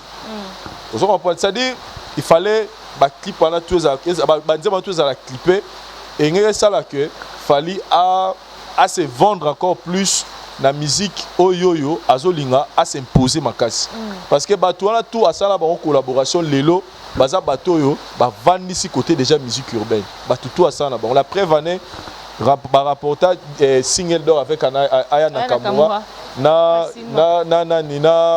Booba bazwa pe single d'or moko donc cela veut dire que public moko boyepe ya Booba na public moko boyepe Aya Nakamura ba découvrir pe Fali au peut-être bando chakate parce que au monde par exemple Warner a okende à s'abonner na chaîne à Mutuana a romper la musique à Mutuana au peut-être en chakate. Donc moi de ce côté-là, je dis que Fali na deuxième na Tokos de s'il a eu à faire de collaboration, en tout cas pour Nanga. Tous en a souci à Kenesu Musika, tous en a souci à Matali Susuko parce que ça fierté musique à Congo. En tout cas, s'il a eu à faire des collaborations là Batumo, c'est qu'à Monique Batouana, Kokora, Bramsito, même parmi les compositeurs, Nino Lissoussou, Dadju Lissoussou, voilà. Youssoufa. Voilà.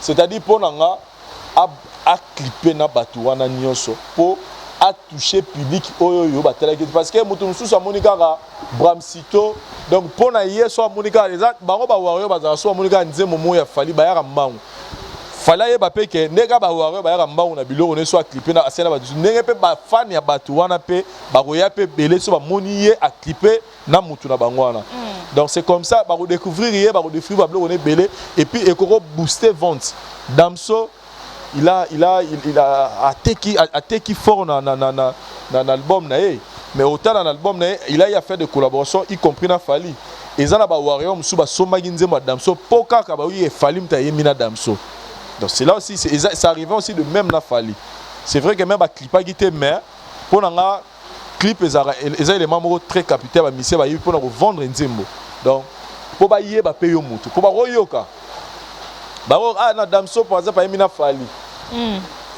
mais ba ebe longité mais tam sou mutu so ko tomber fanatique na yo quand tam so moni physique na yo Fali to tam so moni et le moment be pas na yo et marqué et puis a tomber par un moment fanatique na yo donc moi je pense que na deuxième album au Fali il leur faut pour nanga il faut réaliser nanu liboso à négliger la collaboration qui est Torika la bande parce que lui il a des Fali il a des chansons oyo attaque clipper te ça c'est par exemple We Are the World ou un album na ya mususu wana nzembo ça la clip te mais na mona ba fille ba créer lango danse et ça la succès tilelo mais wana eza par rapport à la communauté na biso mais il y a d'autres album pour la communauté mususu ça dit cible pe communauté mais cible na maka c'est ça di banda donc oyo et ça la manque na Tokos info ça na Tokos de et moi je parie que ceux qui a priorisé ba collaboration wana salina bato wana musuna ka sali good na marocain mo ba marocain wana azana siksa ko saranate na côté Afrique ya ba Maghreb wana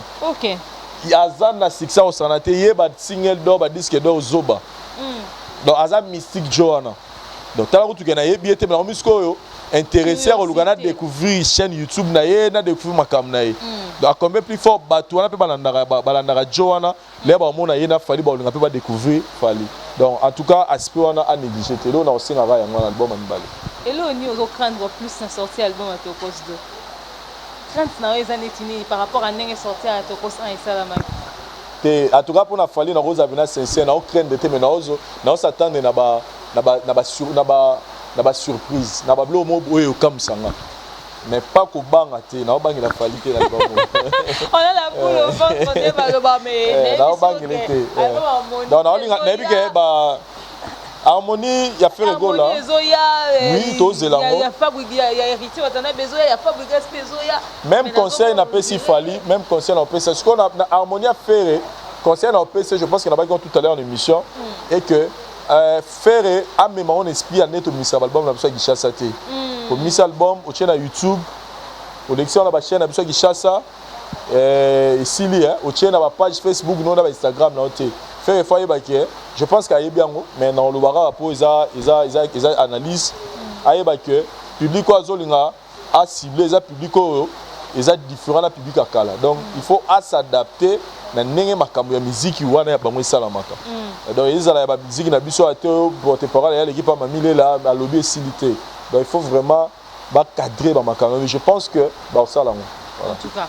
Merci beaucoup Vincent Chiluizi. Nous arrivons peu à peu vers la fin de cet élément. En tout cas, nous attendons impatiemment avec la boule au ventre l'album Tokos. Donc j'étais même en train d'arriver là-bas avec impatience pour l'album Tokos 2 et eux allaient vraiment au taquet comme ça. On a définir Falio ah nana sur et moi au monde attention des aromatas. Mais là on va revenir sur Banabo. Comme tu l'as dit tout à l'heure, Banabo le fils entre guillemets de Koffi Olomide jusque-là test d'ADN et Salamate ya lingika papa nae bobimi si papa mo bonne émission Banabo asiliki abalende boko misa papa musute ye papa nae ka ya Antoine mon frère Banabo je pense que hôtel émission Oyo je voulais te dire une chose c'est que naebi passe ya Rosanga papa parce que moi je sais que je connais ça nakoki jamais kozala contre yo na démarche au sala eza démarche mo bien ko papa na yo et personne ne peut nous utiliser eza photo temblay na réseaux sociaux et puis to moni ressemblance Banabo mo ka ne boko na Koffi ne pe boko na père wala donc eza ba ressemblance so tali pe no mo pe na ba ressemblance mais ngana ina pe sa Banabo stratégie moko na ina aider parce que la mo pe na Banabo a fâché pour to bimisele papa msupo ye ebi ke père ne Koffi o ataka lo mo beti alobi ako sa papa na ngate wala papa na ngate dans la stratégie na Banabo souci le pena Koffi azaka père na Banabo sous papa te na choix ya papa ngala zo aider Banabo avant yo to monaka fimo bo abimara lo ba ke yaza mwana Koffi Olomide apesa kutu koma maman ne Jolie Mayala mais là ba yamara Jolie Mayala lo ba ke ayebi histoire wana te puis période na tika za na Gishasa te. Après Miss Nabiso frère Nabiso mo ba yeko bima na matonge yé pas na ba ressemblance ka na Koffi yé pas lo ba yaza mwana Koffi Olomide siko mikolo yo mto bima lo bi ke yo za mwana Koffi Olomide Banabo soki o ke ça la test ya ADN na Koffi Olomide et que arrivé que test bimi négatif que za mwana Koffi Olomide te mokilero lo ba ke Koffi a corrompre docteur wana pour ebima négatif et puis bato baromona ngo bato baronima ngasko na ngibo sukisa Koffi lelo Banabo comme yo lobi ke Koffi aza papa na yo et que papa wana aza papa no te ngapena na ba preuve te ka papa na yo te naza la preuve te to mona ga ba ressemblance photo etamboli comme yo lobi ke Koffi aza papa na yo Luka la fille wana wala ba gaza mona Jolie Mayala Luka le garçon wana wala ba di ke azali mwana Koffi Olomide bino misatu bo sangana ngai bo benga ngata na téléphone tesa ADN lelo na mbo na biso ka sous cherté bo sangani bino misatu bo kena hôpital bo sali test ADN ya bino misatu soke bimi positif ke boza bandeko carrément c'est que bino boza bana ya Koffi Olomide mais ça c'est quoi cette idée sauvé non en tout cas ils ont une idée meilleure olobi tungisa o te to no sa test na Koffi Olomide bo sangana bino misatu yo la fille na garçon na bo kena hôpital boko sape mission pena bo 50 SOS bat bo pia no mbongo pour na likambo wana te ça den lelo eko le $350 te na mboka na biso na hôpital na biso na Gomba eza sous cher te basangani bango misato bake basali test so basali bango misato test à ADN abimi bango nyonso baba bandeko carrément papa na bango nani Koffi Olomide wana en tout cas eloko alobeza sute parce que na senti pena oza enragé oluka oyeba père na yo keza Koffi Olomide en tout cas solution ala ile yango wana mais je suis pas contre toi oh ndenge okanisi wana non so otalika ndenge kaka yo tomona kokoka na Koffi ndenge mpe tomona okoka na papa wana soki sa tembe na biso luka bandeko no mibale wana bosala test soki ebimi positif seke boza bana Koffi oso basali na Koffi mi négatif baloba baondima te basala yango bango moko donc en tout cas c'est l'idée géniale oyo ngai mpe bango yango wana. Et puis on ne définit pas que ton père c'est ton père ce type là c'est ton père par rapport à la ressemblance voilà. Wana eza nango faux débat et yo okopona papa et vie na ote parce que so papa na ezaka oyo boyi wana oyeba ndeni et puis que somo na tunaka ata photo ezala te ya mère na to ba okanisa ezaki Koffi même c'est à cause de la ressemblance ya to lobiti en tout cas meilleure solution yango wana ba kekaka ba misatu ata misatu ata ba mibala azo ata moko o wana mususu mobala na pa leka mama bango abotana Koffi tout ça ba kene ba sa test so ba bimi ba mbele bi positif comment tu vas gagner. En tout cas, ça passe mingi, vraiment courage à toi. Papa, bota moula rappelle bien, pour m'envoyer boisa m'envoyer Sony. Vous allez certainement. Parce que dans le lobby pour nani. Parce que dans la salle émission à Koffi, les gens ont suivi.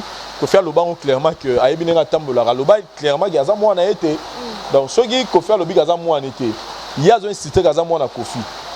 Solution est à Aden. Aden, bon que ça na Koffi, baro style stupide. Baba Nico Sego français père moi à mon boulot. Ok, non, moi jar. Mais ce que ça teste, c'est parce que ce nga toi bandeko, to que ça teste ça donne, il m'a peine que toi bandeko. Donc, c'est facile pour ba bandeko. On les ba lugara ba ke na Koffi.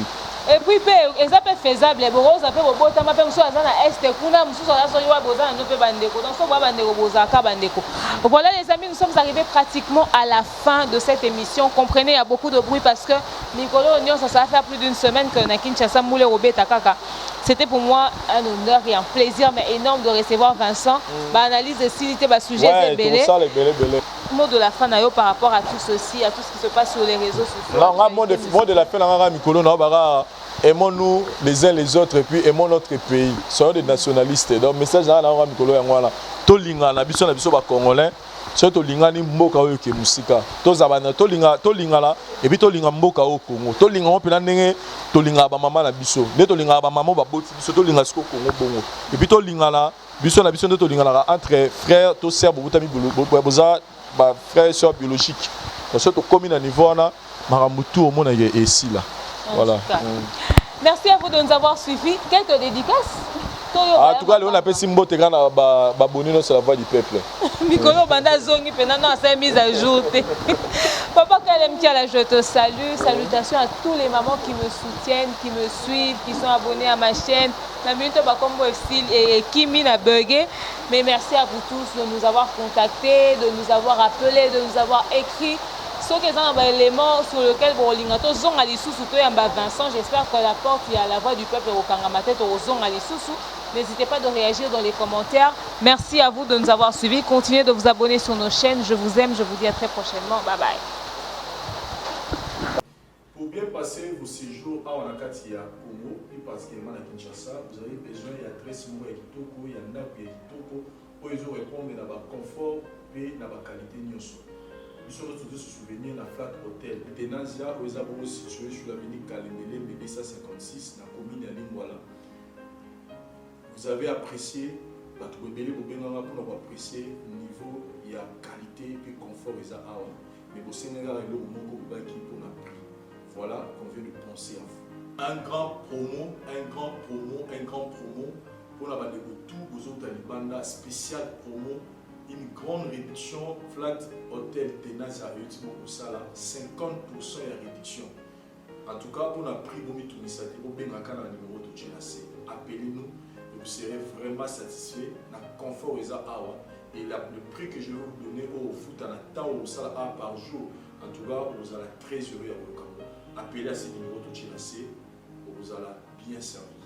La qualité et le confort de l'Oesu Congo et Bazobe Mona Congo et à Flat Hotel Tenazia. Ici, il y a la qualité et le confort. C'est-à-dire vous avez la télé, vous avez un exemple Et mon salon, il y a la cuisine, dans le format, il y a chambre, salon, cuisine, salle de bain. Et ils ont la primo reçu, on a la télévision, n'hésitez pas, appelez-nous, et puis n'hésitez pas, faites vite parce que plus haut au tien, en tout cas, il faut faire vite pour réserver parce que qui m'a déjà vous réserver. Donc, il y a toujours occasions. Vous avez déjà un programme de voyage, appelez vite pour réserver parce qu'ici, il y a le courant en permanence, il y a l'eau et dans le cas on a tout ce qu'il faut. Donc, quand vous êtes ici à l'intérieur des Ténages, c'est comme si vous êtes en Europe. Donc, appelez vite dans ce numéro pour prix à promo, spécial promo, Flat Hotel Ténages. Après avoir passé 8h, 16h, 12h de vol, vous avez besoin de bien vous reposer. Voilà. Mais tout est kitoko. Flat Hotel Ténages est disponible pour la vidéo pour que vous puissiez bien vous reposer. Et tant que Kindaka, mes arabes, qui chassent à moi, vous avez aussi besoin de vraiment de bien vous reposer. C'est la raison pour laquelle Flat Hotel Ténages est réservé numéro de kitoko. Donc là où j'étais, Zaki Salon, tout tamboli, tout cuisine, tout côté dans le il y a chambre. Donc tout est bien équipé pour que vous passiez vraiment en vacances au Kitoko. Et le message spécial, tout ça, il y a promotion, promotion, une réduction à 50%. Pour y avoir plus à 50%, n'hésitez pas, appelez seulement le numéro de Tchinasé pour y avoir spécial promo et bandinega autant la publicité au Lelo. Dis-toi que promotion peut bannir Lelo. Donc on a réduit le prix pour que yo, nous tous autant là, vous avez besoin de passer un moment bien à Kinshasa, dans l'hôtel il y a bien pour y se retrouver. Ah, on a pris à mon quai, mais confort et bien. Ah, une précision. Nous avons 3 formats à la Flat Hotel Ténages. Nous avons un format où il y a chambre, cuisine, salle de bain. Dans la chambre, salon, nous avons la cuisine, nous avons la salle de bain, pièce à côté. Et puis nous avons un format, il y a chambre, salon, cuisine, salle de bain. C'est-à-dire salon. Ils ont juste un fauteuil, un format, et puis chambre, couleur, ils ont tous un panneau, tous un salle de bain, puis tous un chambre, et puis cuisine, puis ils ont. Et puis troisième format, tous un il y a 3 chambres, salon, cuisine, salle de bain. Et ça, vous pouvez juste nous contacter parce que tout ça là, on va bénir spécial pour nous. Réduction spéciale à 50%. Donc, mon au foot va réduire en à 50%. Donc, c'est une opportunité pour nous autres appeler à ce numéro de Tchinasé pour réserver déjà à l'avance. Parce que le prix, je répète, mais prix haut de Tchinasé, conforme sur mon sur la émission prix en mots. En tout cas, quand vous réservez, donc appelez parce que le plat les chambres sont limitées. Donc, si vous avez un retard, vous avez déjà si vous avez un détail, et puis nous balcon au place pour vos mais déjà à l'intérieur, il y a tout, courant permanent, cuisine équipée. Tout est là pour que vous passiez à séjour bien à la carte Flat Hotel Ténages sur la ça se situe sur l'avenue Kalembele, numéro 256, la commune de Lingwala. Non loin, il y a Sanef. Voilà, non loin à Sanef, non loin, PDPDK, RTNC. Donc, tout est sécurisé pour que vous passiez à séjour dans Malam. Conseil dans le pays, Sabino, Batero, vous allez bana, soit dans la poche, vous passez à séjour bien, Nanda, Wakitoko, nous vous avez dans la poto. Adresse Zakamoko, avenue Kanemene, 257, Flat Hotel Ténages. Ici, c'est le confort, la qualité et le service. Mon vous allez vraiment satisfait jusqu'à la fin. Merci. Voilà, donc, comme nous tous nous avons dit que mon voyage, c'est vrai que visite est un peu structurée, mais vous avez un restaurant à Bino. Donc là où je suis assis, restaurant à Bino. Bandeko au Talibanda, vous avez soit vous avez une manifestation, il y a 10 ou 15 personnes, donc l'espace est là, venez exploiter ça. Il y a tout, cuisine congolaise, étrangère, il y a tous les goûts, donc spécial promo, Flat Hotel Ténages, Boya, Obenga Belé, vous avez servi. Merci. Ngai Maman Pichou Tonele, naza pharmacienne en formation, nazo œuvre dans le laboratoire CRMDA, où ils allaient centre de recherche et de production de médicaments traditionnels améliorés. Tout tient à disposition de bino cosmétiques, Tous les dossiers cosmétiques enrichis au collagène, ils ont traité tampons, ils ont traité rides, ils ont traité poche, ils ont traité imperfection mingi ya peau. Pour ça, il y a un sérum sous forme de masque. Tous les dossiers crème réparateur, ils ont réparé pour ce qu'on a un problème avec acné, boutons, mapalata. Et puis, il y a un sérum où ils ont enrichi dans l'acide hyaluronique. Tous les dossiers gel douche, tous les grand format, dans petit format, et ça a mis à paille, ils ont adouci un peau. Tous les dossiers cheveux, ils ont collé sa souki, cheveux abîmés, souki, ils ont quatre pamba, souki, ils ont la teinte, ils ont bondi sango, ils ont retardé repousse, il y a cheveux blancs, pour ça, il y a une huile, un bain d'huile. Tous les crème, pommade, tous les savon. Savon où ils ont accompagné gamme ya cosmétique nyonso. Toza pe na ba médicaments na kati ya laboratoire CRMTA, toza na pommade Diazolex où ils ali pommade antidouleur. Ils ont traité toute forme de douleur, même la douleur rhumatismale, ma colokovimba, ils ont traité en haut. Toza na crème Borex où ils ont uniquement pour na papa, ils ont rallongé le système ya papa et puis ils ont agrandi en haut. Tous les diazostimule, où ils ont produit ils ont traité différentes formes d'impuissance sexuelle, éjaculation précoce, dysfonctionnement érectile, faiblesse sexuelle en général, et pas ils ont traité frigidité, ils ont sous forme comprimé. Tous les zinguinalis, ont présenté sous deux formes, comprimé à sucer, non suppositoire, où ils ont traité différentes formes d'hémorroïdes internes et externes. Tous les méamycine, où ils ont traité la levure, tout ce qui est amibe, tout ce qui est maladie, kyste, il y a amibe, ils ont traité en eau sous forme de comprimé dans le sirop. Tous les crème méamycine, où ils ont traité tout ce qui est maladie à peau, genre des maladies à PC, mycose, c'est là qu'il y a mibali, surtout, ils ont là sapatu, maladie, loto, méamycine crème, ils ont traité en eau. Tous les allium, ils ont traité toute forme, il y a hypertension, ils ont normalisé la tension, ce qui est tension est mataga, qui est normalisé, ce qui est normalisé, et ça à partir de aïe. Tous les menga, ils ont produit anti-anémique, ils ont un problème d'anémie, quelle que soit l'origine, ils ont remonté, ils ont tonifié un peu, ils ont fait énergie dans les autres. Voilà, ils ont gamme de produits CRMTA, laboratoire où ils ont travaillé essentiellement dans les phytomédicaments, dans les plantes médicinales. Donc, nous avons tous les produits au moment de et ça a mis à partir de l'anxiété et de Congo. À part qui si on a si côté la bino, tous avons des maladies qui sont auto-traitées, la préparation personnalisée. Dans le cas de myome, par exemple, c'est une préparation mon corps pour permettre de réduire la dimension de myome pour faciliter le robota. Tout le monde qui s'est fait se rappeler, tout le monde voilà tout traitera en couple.